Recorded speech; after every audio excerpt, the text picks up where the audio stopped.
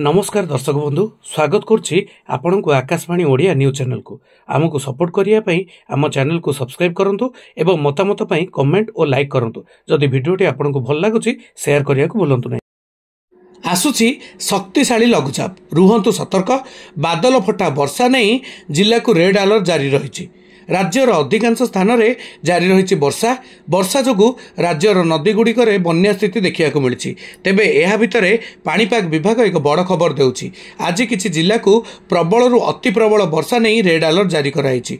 Orange alert मध्य जारी कराई। आज विशेषकर कलाहांडी कोरापुट और मालकानगिरी को रेड अलर्ट जारी कराइथिबा बेले नवरंगपुर नुआपड़ा बलांगीर कंधमाल रायगड़ा गंजाम गजपति नयागढ़ खोर्धा पुरी कटक जगतसिंहपुर केन्द्रापड़ा और ढेंकानाल जिला को ऑरेंज अलर्ट जारी कराई।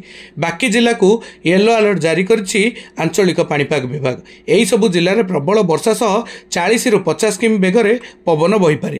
पाणीपाग विभाग ये पूर्वानुमान करिछि उत्तर पश्चिम संलग्न केन्द्रीय बंगोपसागर में थिबा स्पष्ट चिन्हित लघुचाप अपराह्न अवपात परिणत होइछि।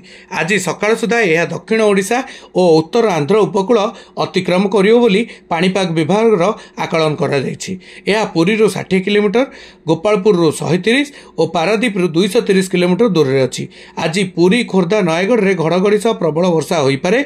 उपकूल ओडिशा और आभ्यंतरीण ओडिशा रे अल्प किछि स्थान में विक्षिप्त वर्षा हो पारे।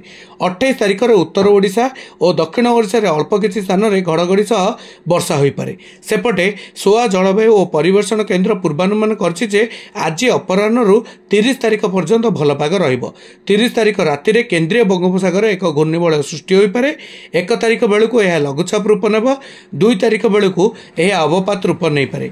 3 तारिख सकाळु सुधा ओडिशा पश्चिमबंग उपकूल अतिक्रम करिबो एही घूर्णिबलय, जार प्रभाव में 2 और 3 तारिख में उपकूल दक्षिण ओडिशा रे प्रबल वर्षा हेबो।